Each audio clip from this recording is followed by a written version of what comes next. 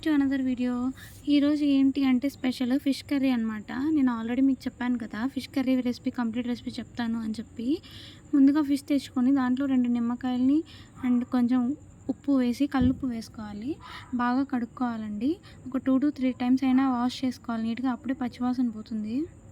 Fish curry masala కోసం 2 table స్పూన్ల ధనియాలని, అలాగే 6 నుంచి 8 మెంతుల్ని, ఒక 10 నుంచి 12 ఎండుమిర్చి వేసానమాట. మీ టేస్ట్కి తగ్గట్టు వేసుకోండి. దాన్ని మిక్సీ పట్టుకోవాలి వేపుకొని. దాంట్లోని మళ్ళీ కొంచెం కొబ్బరిగా వేసుకొని మిక్సీ పట్టేసి, ఒక పెద్ద సైజు ఎర్రగడ్డ అలాగే ఒక పెద్ద సైజు వెల్లుల్లిని మిక్సీకి వేసేసుకోండి. ఉప్పు కూడా వేసేసుకొని మిక్సీ గ్రైండ్ చేసుకోవాలి.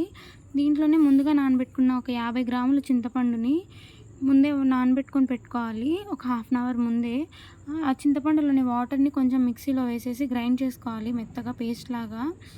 ఈ చింతపండుని మొత్తం బాగా పిసికి పెట్టుకుంటే బాగుంటుందండి.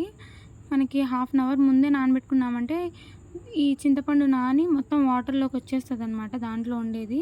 తర్వాత ఒక బౌల్ తీసుకొని దాంట్లో ఒక 3 టేబుల్ స్పూన్ ఆయిల్ వేసుకొని, ఫ్రెష్గా ఉన్న మీగడ కానీ లేదంటే బటర్ కానీ వేసుకొని కాసేపు వేపుకోవాలి. మాడకోకుండా చూసుకోవాలి కొంచెం. దీన్ని అలా కలుపుతూ వేపుకుంటారు. ఈ మీగడ అనేది తర్వాత మసాలా వేసిన తర్వాత అయినా వేయచ్చు, అది మీ ఇష్టం. మా నాన్న చేస్తున్నాడు కదా, ఒక్కొక్కసారి ఒక్కొక్కలా చేస్తాడు. ఈ మసాలా మొత్తం వేపి కింద అడుగు అంటుకోకుండా కదుపుతూ వేయించుకోవాలి. కాసేపు మూత పెట్టుకొని ఒక 2 నిమిషాలు సిమ్లో పెట్టి వేపుకున్నామంటే బాగా సెట్ అయిపోతుంది. మధ్య మధ్యలో మూత తీసి కదుపుకుంటూ ఉండాలి, ఎందుకంటే అడుగు అంటేస్తుంది త్వరగా. ఖచ్చితంగా గుర్తుపెట్టుకోవాల్సిన విషయం ఏంటి అంటే మసాలాను మాత్రం బాగా ఎర్రగా వేపుకోవాలండి. బాగా మసాలాలోని ఆయిల్ అంతా పైకి తేలేలాగా వేపుకోవాలి, అప్పుడే మంచి టేస్ట్ వస్తుంది.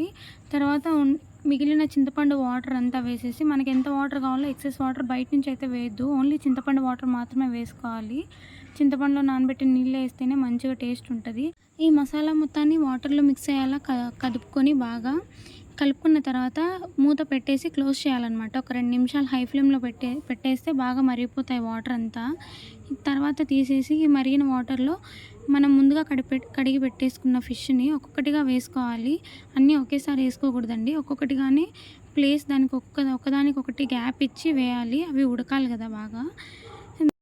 ఇవన్నీ వేసాక ఒకసారి బాగా కలిపేసి మూత పెట్టేసి 5 నిమిషాలు హై ఫ్లేమ్లో ఉడికించి మళ్ళీ ఒక 10 నిమిషాలు సిమ్లో పెట్టి ఉడికిచ్చేసామంటే ఎంతో టేస్టీగా ఉండే ఫిష్ కర్రీ అయితే రాయలసీమ స్టైల్లో రెడీ అయిపోతుందండి. ఈ వీడియో కనుక మీకు నచ్చినట్టయితే please do like, share and subscribe to my channel. ప్రేమతో మీ దివ్యారెడ్డి. ఆ ఫిష్ కర్రీ చూస్తుంటే నాకైతే నోరు ఊరిపోతుందండి. ఇంకా బాయ్.